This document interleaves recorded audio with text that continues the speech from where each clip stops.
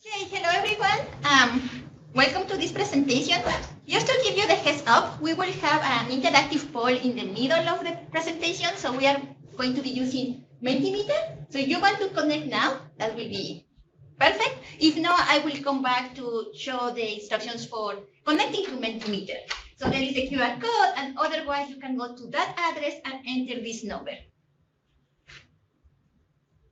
Okay, so I'm Lourdes Peña-Castillo, and I will present about ChatGPT. And we are going to start with some introduction about generative AI. So what is generative artificial intelligence?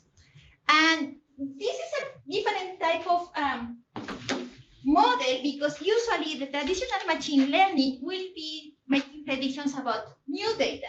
In this case, what we are training the model for is to generate, again, samples or instances or examples that look like the training data.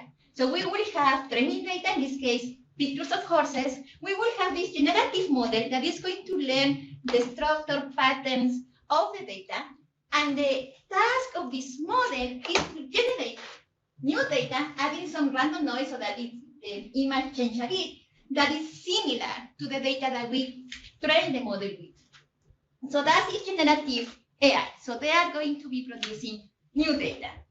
And there is a lot of benefits of artificial intelligence. So with artificial intelligence, basically, we can go through vast amounts of data and find the patterns and structure in this data. So there has been, and this going through vast amounts of data accelerates scientific discoveries. So we have AlphaFold, AlphaMissense, that they basically, AlphaFold has been able to make predictions for all proteins known to a precision that has never seen before. Artificial intelligence also enhances productivity. So we have all these tools that will make us more productive and facilitate lots of things like writing or brainstorming or generating image. It can provide support for decision making, and it has the potential to democratize access for training and tutoring and getting information. And I'm saying has the potential because either the tools can stay open and available for everyone, or they can go behind a kind of a paywall. Now, even though generative AI has a lot of potential benefits or has some benefits, we also have several concerns. For example, one of the big concerns that has been already raised is that with the deepfakes, we will not know what is true and what is false. So that's a problem because then people might start not knowing what they can trust, what they are seeing a video, they can trust that video, they can trust what that image. So that's a problem, and it's a problem in terms of elections, it's a problem in place of misinformation. And the other issues about data collection. These models are data hungry. So they go and they gather all the data that is available, for example, on the internet. And of course, they don't request for consent, or they don't actually look at the quality of the data. So data collection has also have some issues. There are vulnerable to abuse, as we are going to see later. And there is also some ecological issues, like training these huge models. It's basically resource hungry. So training GPT-3 needed 1.3 gigabytes of and 700,000 liters of clean fresh water. So in terms of, there has already been in Nature and editorial saying like, we need to maybe scale down or make these models more sustainable. A big concern with generative AI is that there is bias. So as I say, they take these large amounts of data and then they generate new image or new language that kind of resembles this data that was used for collection. However, they have been seen that this data is of course biased because humans, we have bias in society, but the generative AI amplifies this bias. So there was this study where they used stable diffusion, which is a software to generate image, and they analyzed this image generated. For example, they prompt the software to generate the image of an architect, or generate the image of a lawyer, generate the image of a housekeeper. And they did, so for example, they have 100 images of janitors, or 100 images of lawyers, and then they look at whether the image seems to be a male, a female, or ambiguous. And the dark color is perceived male, light colors is perceived woman. So you can see, like high-paying occupations, they generate all image, or not all, but mostly image of perceived male. And then for housekeeper, either female or ambiguous. So one can argue, well, maybe this is what is society, that this is what is the distribution of the occupations, but it's not. So they also look at, so 0, it will be that the machine is generating exactly the same proportion of male and females as is in the labor market in United States. But we see that in these cases, generate more females. So generate more females, like dishwashers were more females than males, even though they were more males working as dishwashers. And here over here, we see that for most of these careers, they generate significantly less women. So for example, they generate less than 32% less woman as an image of a doctor that is actually in the labor market. So this is a bias. And the concern is that if people are using this image to portray what a doctor look like, what an engineer look like, well, they are leaving out girls and women in these careers. And we can see, I'm going to show you a simpler kind of example of a bias. So here is where we are going to use Mentimeter. Again, you can use the QR code or go to menti.com and enter that number. I will give just some time for people to connect to Mentimeter.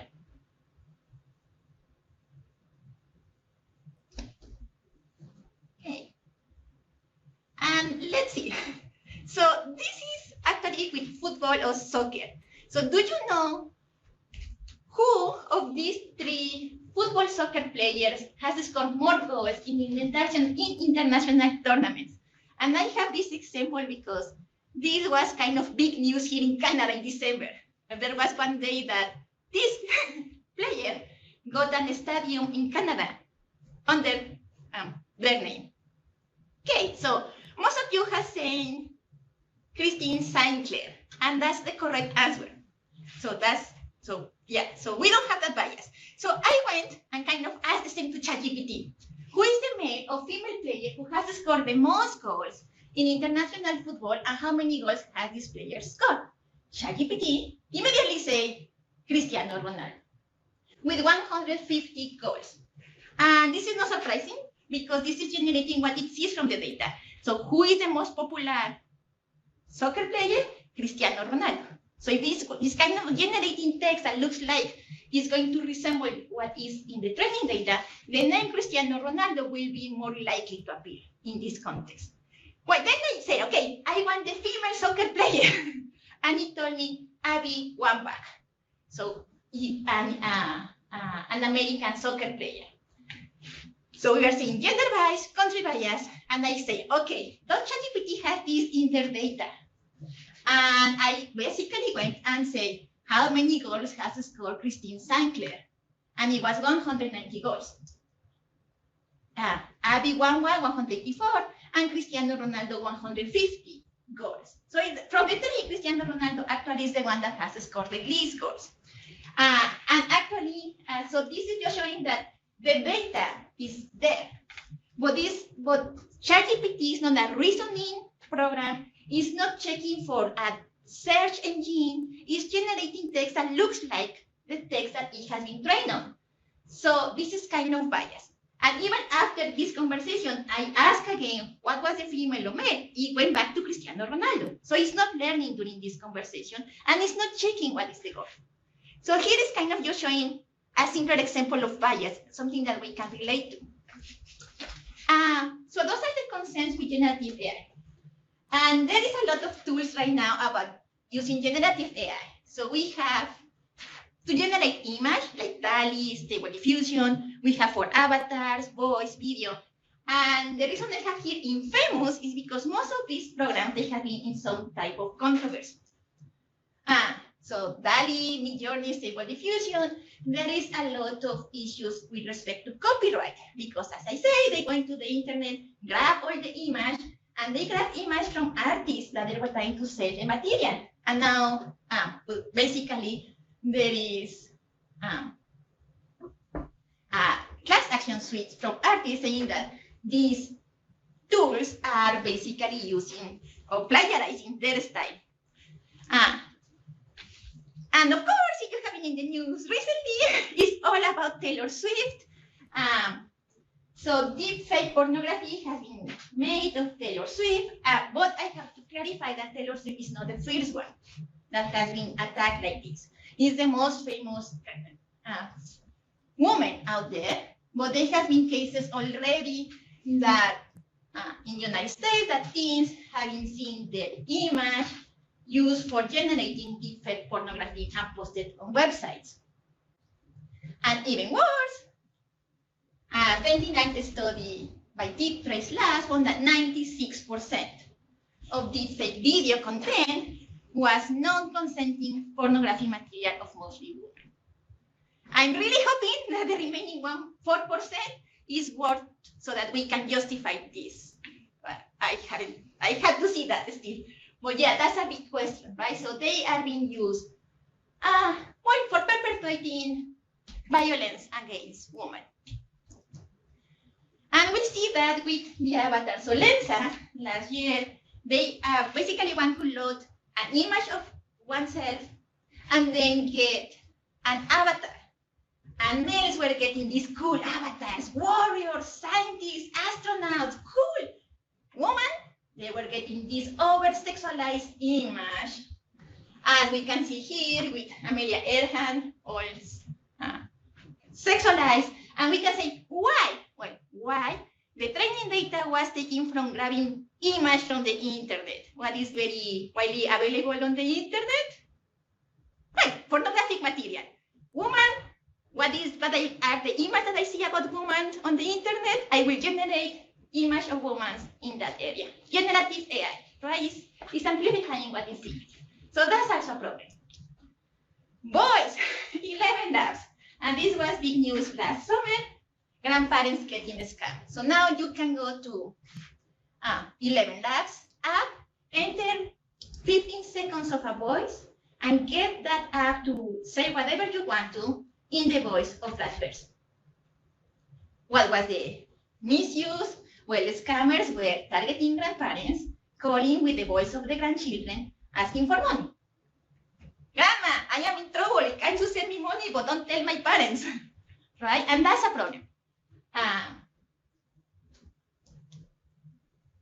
And video, they already did fake videos, right? So recently there was this, and in Ottawa Citizen, and of course, no, Canada hasn't seen any Chinese chiefs, and most people will say like this is fake news, but there are some that might not know that. And in Mexico right now, there are elections, and one of the candidates has already been circulated deepfake videos trying to cause a scandal with one of the candidates. So that's why these are infamous examples. So all of these image, avatars, voice, and video have been misused. I haven't found anything misused about coding or slides, which is good. And there are lots of other generative AI tools there. So if you go to this site, there are thousands of AI tools. And actually, I like the name. There is an AI for that. So we can just go and see what is for the AI. Okay. So going back to ChatGPT or large language models. So these are the most popular generative AIs, probably. The one that really went into the mainstream. ChatGPT from the company OpenAI is the most popular one. We have Bard from Google, Cloud from a company called Anthropic, Finn, Llama from Meta, and Bing from Microsoft. The new Bing, it seems to be more sensible. And the field Bing kind of went into this it resembles, I don't know if somebody has seen this movie about Fatal Attraction. So Bing was kind of behaving like that when you start interacting with it. It was like, I want you, love me. So it was felt a bit of Fatal Attraction with Bing. But now it's more reasonable. Okay, so these are the generative language models. And they are big models to generate language that look like the language we humans speak, write, and so on. And they have new capabilities. So in September last year, OpenAI announced that ChatGPT can now see, hear, and speak. So it can receive input. It can receive as input text, image, or voice, and it can generate as output image, text, and voice. So for example, you could go and take a picture of something, load that picture into ChatGPT-4, and ask, what is this ChatGPT? Or you could take a picture of a plot and ask ChatGPT, can you interpret this plot for me? So ChatGPT is getting more powerful. And that goes into teaching. So ChatGPT basically can answer math questions, can answer questions from more quizzes, can answer questions of what is artificial intelligence, can you describe what started the Second World War, all of those things. So ChatGPT can generate answers for a lot of questions, can write paragraphs, can write essays. And of course, the problem from our point of view as teachers is that, well, now we can leave these assignments, we can leave these quizzes, and the students can just go to ChatGPT and look for the answers there. And that's true, they can go to ChatGPT and look for the answers. So what we are going to do with the large language models in terms of teaching. And probably I will just make a pause here to ask whether there is any question from the chat, or if you have any question, you can just type it in the chat, or if there is any question here live.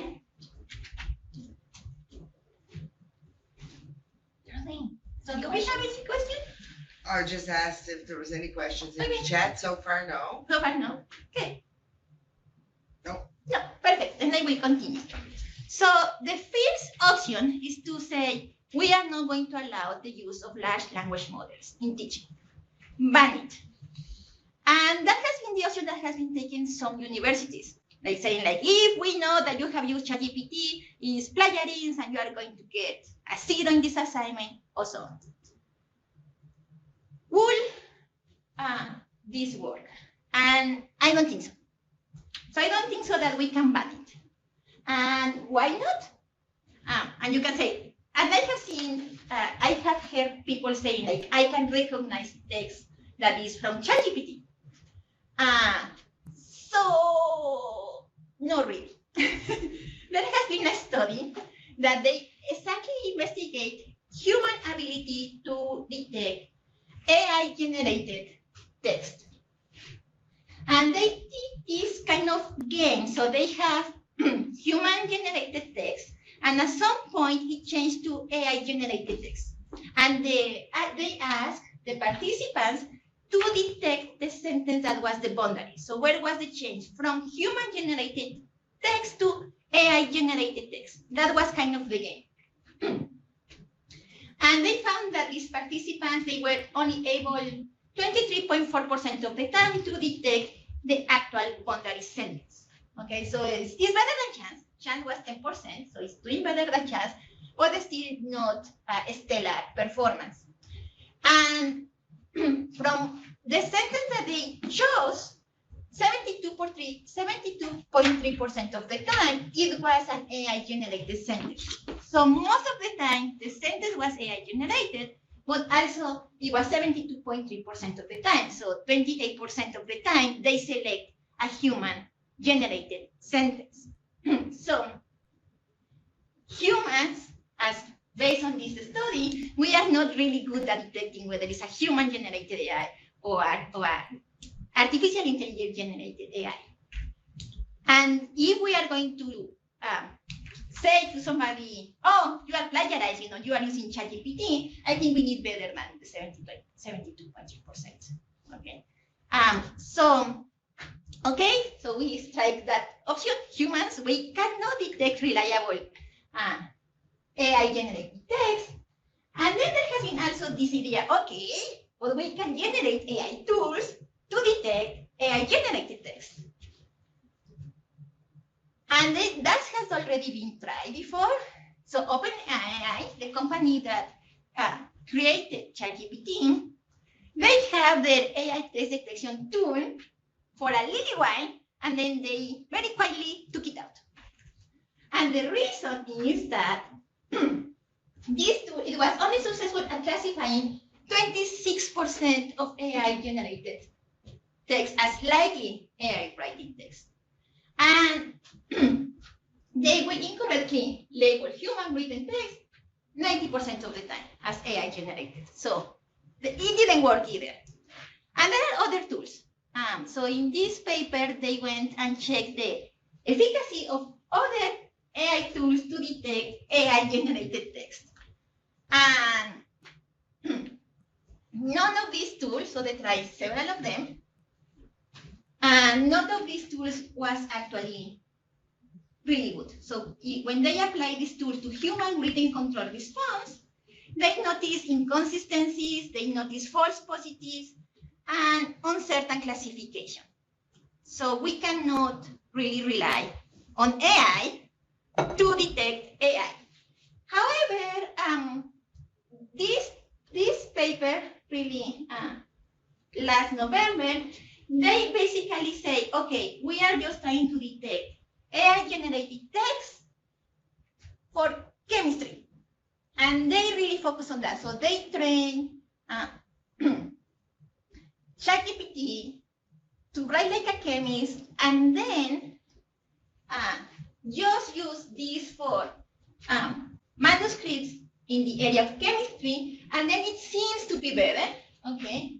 So, but still there was misclassification. So, for example, in the first row here, we see that there were 21% of human text misclassified as AI-generated text, and 6 documents misclassified. So still there is a false positives there. So there is still a risk that human written text will be classified as written by AI. But this is the best performance so far that it has been seen. But it really has mean that if we want to have AI tools to detect AI-generated text, they seem to have to be specialized in a specific text. So that's really not an option. I mean, we are not going to be generating our AI detection tool for every single assignment or every single thing that we are going to do. So it becomes kind of cumbersome to do this. So the tools to detect AI-generated text that are not reliable, okay? And besides that, there are already tools that will get an AI-generated text and check it a bit so it looks more like human-like. So basically, there is already this, okay, you have tool to detect generated AI, then I have a tool to make it harder to detect AI-generated text. And the language models are evolving. They are being trained with more data, and they are being improving. So now they are more and more generating human-like text. You can even ask ChatGPT, write this as a grade 9 student, or write this with a teenager voice, and they do that. So I think that if we try to ban the use of large language models in the classroom or to our students, we basically are going to get into this academic integrity arms race. And I really believe that we will likely lose this arms race. So the other option will be to embrace ChatGPT. And here the question is how we incorporate ChatGPT. And there is this scholar, plagiarist and scholar from University of Calgary, Sarah Elaine Eaton, that she published this editorial last October. And they are arguing that maybe we are entering this area of post-plagiarism. And they are defining post-plagiarism as an era in human society in which advanced technologies like artificial intelligence and neurotechnology are a normal part of life, including how we teach, learn, and interact daily. And they are arguing that we are entering this area, that more and more it's really hard to separate us in our daily life from using this technology. In this editorial, they also say that ethics and integrity are still critically important in this post-plagiarism era.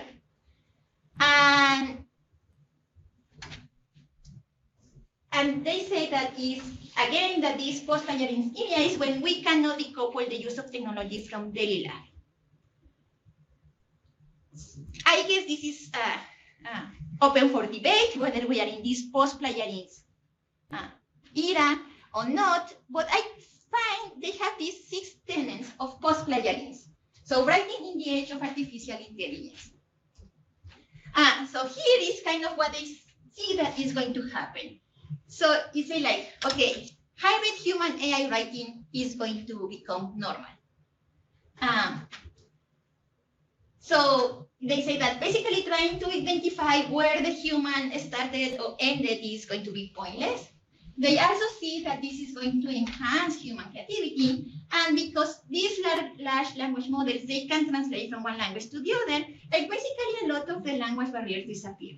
But what I really like from these 6 tenets is this part. So they say that, okay, maybe we are sharing the writing with the AI, but the responsibility is still in the human. So the humans can and must remain accountable for fact-checking, verification procedures, and truth-telling. So even though they might be using ChatGPT, whoever is using that tool is still the one responsible for the end content or for the final writing. And also the humans are also responsible for how AI tools are developed, and I probably will add there and use, develop and use. Okay, and they also say that attribution remains important. So I think those 2 tenets are probably what we can use for teaching. So the responsibility is still in the student, or whatever they write has to be fact-checked, has to be verified. And also the citing, referencing, and attribution remains really critical. So if they use ChatGPT, they should acknowledge that. And we should actually add that every time all sources should be acknowledged. And finally here they say that since we are getting into post-plagiarism, that the policy must adapt to this new era. More into the practical teaching, a lot of universities also here in Canada and everywhere, they are publishing policy and guidelines about the use of ChatGPT in teaching and learning. One of these guidelines was published by this Russell Group from 24 universities in the UK. They have 5 principles on the use of AI in education. So from these 5 principles, the first 3, I think they are really important and relevant for what we are doing. So they say that universities will support the students and the staff to become AI literate. Okay, so that's a big, so we know that if we are entering this area where AI is part of everyday life, then the students should know what is AI, the risks, the concerns, and the benefits that they can take from AI. The staff should be equipped to support the students to use generative AI tools effectively and appropriately in their learning experience. I have a question from the chat. Okay. So how does new writing model work in the K-12 when K-12 kids don't know how to write and that our reading, writing results in the international PISA rankings have dropped consistently over the last 20 years. So how do you use writing aid that is this powerful without knowing how to write in the first place? In that case, so this is more for university students, where we assume that the students know how to write. But for the K-12, probably we have, one of the suggestions is that we have to change the way that we evaluate them. So we cannot just tell the students go and write something at home because they will use ChatGPT. Maybe you have to be some classroom space where the writing occurs in the classroom when we know that the students are writing there. Yeah, and we do have, just a follow-up, that I'm a teacher educator and AI is now in the K-12 school Yes, system. everyone is using generative AI. Yeah.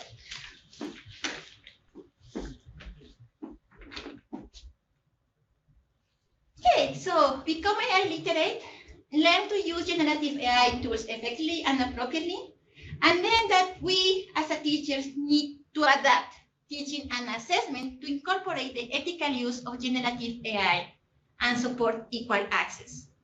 So this is a big thing. So basically we need to think how we are going to include the use of this ChatGPT in a way that the students are going to learn how to use these tools. They are going to learn that they still remain accountable for whatever they produce, and also support equal access, because if the tools are going to go behind a paywall, then we have the problem of accessibility. Whoever has more resources is going to be able to get the better AI tools.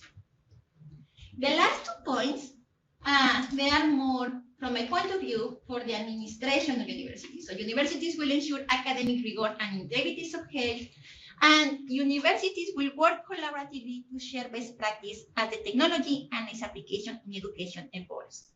But as teachers, we are on the first 3. How we support the students to become AI literate, how we teach them to use AI tools effectively and appropriately, and how we make sure that that use is ethical use. And those are big 5 tasks that we have ahead. So some ideas also for example, assignment. As I show, ChatGPT gets the facts wrong, and very simple facts it will get wrong, right? And so one idea is to actually ask the students to go and get answers from ChatGPT, and then ask them to fact check everything. So the learning objective here is that they have to be aware of the limitations of current AI tools, apply critical thinking from whatever they are getting from the large language model, and then gain experience by doing fact checking and doing literature search. And I have tried this already in a master's course in computer science. It's a master's course in artificial intelligence, where I asked the students exactly that. So, and the students were really engaged with this. They were graduate students, so it was not undergrad, it was graduate level. But I asked them to go and use any free version of a large language model and use the large language model as the start for writing a one-page essay in applications of AI and that it was open for them to feed. And I told them, you can just let your imagination wild and ask for anything. Again, some of the things that I asked them to complete is that they have to go and check the resource in prompt engineering, so they knew what is the best way to interact with these large language models and know how they could phrase the question so that the answers will be of better quality. And then, of course, they have to get the answers from the large language model and then verify everything. I wanted that any claim there has to be with a reference, that they have to check that the reference that the language model was giving really exists, The authors were correct. Any claim was supported by no literature and so on. And I asked them, I wasn't sure how much I could ask them, so I asked them a minimum of 2 interactions, like a dialogue of 2 kind of questions. And some students, they really interact with the language models. They went to a dialogue of 6, 7 prompts, and they were also looking at areas that were very wide, and I know they didn't have any background knowledge on that. Some students were looking at AI in jewelry design, AI in film production, AI in agriculture. So they were really getting engaged with this assignment. They just submitted, so we have graded, and for what I have seen, they really did a good job in this assignment. And they seem to be really engaged, kind of criticizing the large language model. So we also know that there is some bias in large language models. So another idea, probably it is more applicable for humanities, is to go and discover the bias that these large language models have. So we could ask the students for getting a list of most relevant work, literature, authors, researchers in some area, and then really review that list and see if there is any bias or things that they should be there, or person that should be in that list are missing from that list.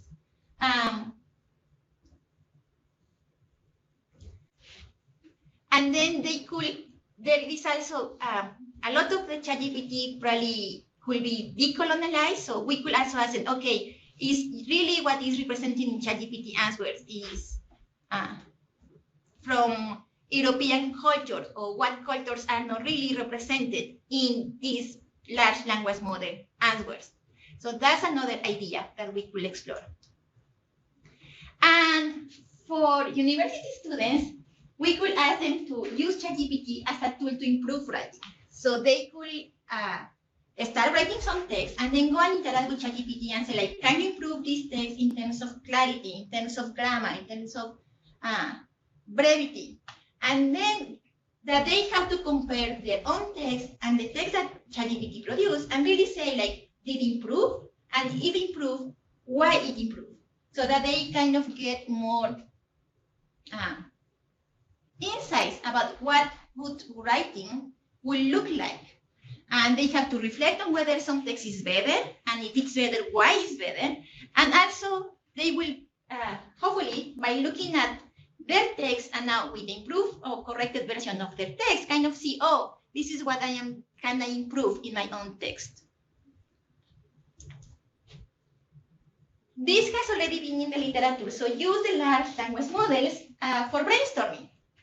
So, for example, if they have to do a research project, or they have to do just plan some work, they can go and use the large language model to generate these ideas. So they can say, like, what are 5 ideas that I can use for this project? And then when they get the idea, they can also ask ChatGPT, can you give me the basics of how this project will be developed? And then they will be able to define a plan and plan a course research project. So in this case, they will have to evaluate the AI generate ideas, and they will also practice how to interact with the large language model. And they will have to see from these ideas which ones are really worth pursuing and implementing. I have another question. Won't this potentially lead to large-scale homogenization of written text from students? The use of AI for improving student writing.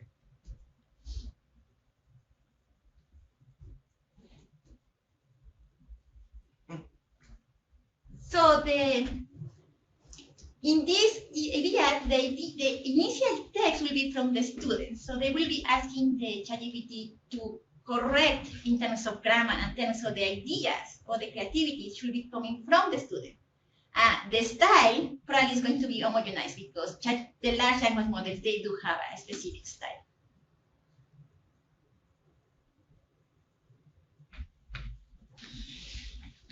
Now, there's nothing as a follow-up. Would you like me to allow people to ask questions?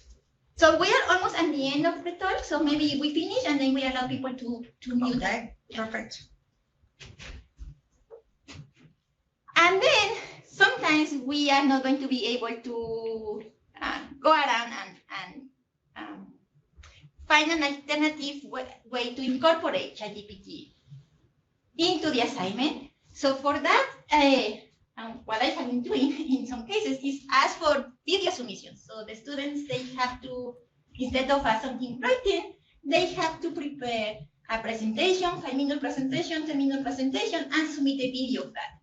So until now, the technology is not that good that they can just say, create a video of myself explaining this, and this. They still have to do it themselves, right? Or do oral presentations.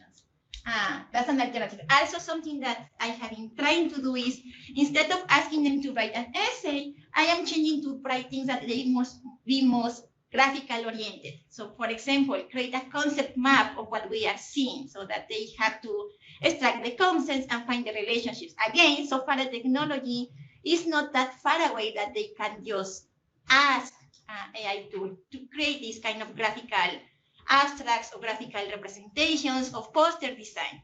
So that's kind of, we can change, or right now we can still look for alternative assignments to replace the writing reports. So video assignments, oral presentations, more graphical things, and more kind of into the design of posters or design of graphical abstracts. All of these are sources for extra reading on the use of AI from different, from New York Times, Nature, and then extra reading on prompt engineering. So these are guidelines on how to interact and how better to get answers from the large language models. And that's the end of my presentation.